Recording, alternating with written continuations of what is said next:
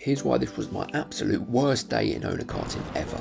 First stint of the day, we had 5. First stint of the day, lap 1, I run into an issue. It's power related because the kart is cut out. I've pulled over to the edge of the track, the furthest point from the pits, may I say. This was at Lid Kart track. This poor lady had to walk all the way over the track to wave the yellow flag. I've had to walk half a kilometre back to the pit to get the trolley to lift the go-kart up, to walk half a kilometre back, and then I would have to roll the car all the way back. However, when we get there, as you can see, my dad presses the button and it turns on, so it just clearly didn't like me. So I took it back to the pits so we can have a little look at what the issue was. We believe it was a wiring issue, but the trouble is with wiring issues, it's hard to locate exactly what wire is causing the issue. As you can see here, stint 2, we made it to the second lap and the bloody thing happened again. This time I realised that I believe it's the wire going into the switch to turn it on. So we've gone back to the pits and we fixed it, or so we thought.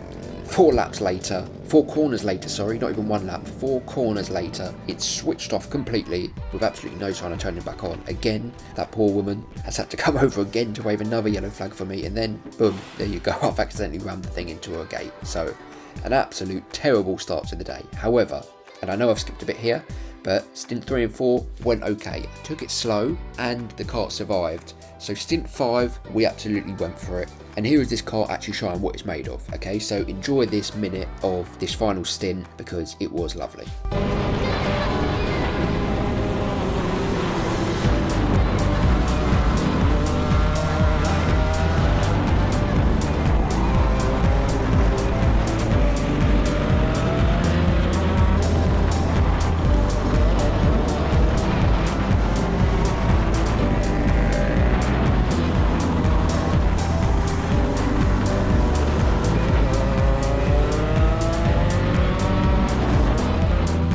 If you thought this was actually going to end well, then you were wrong, because this day ended the same way it started, which was in disaster.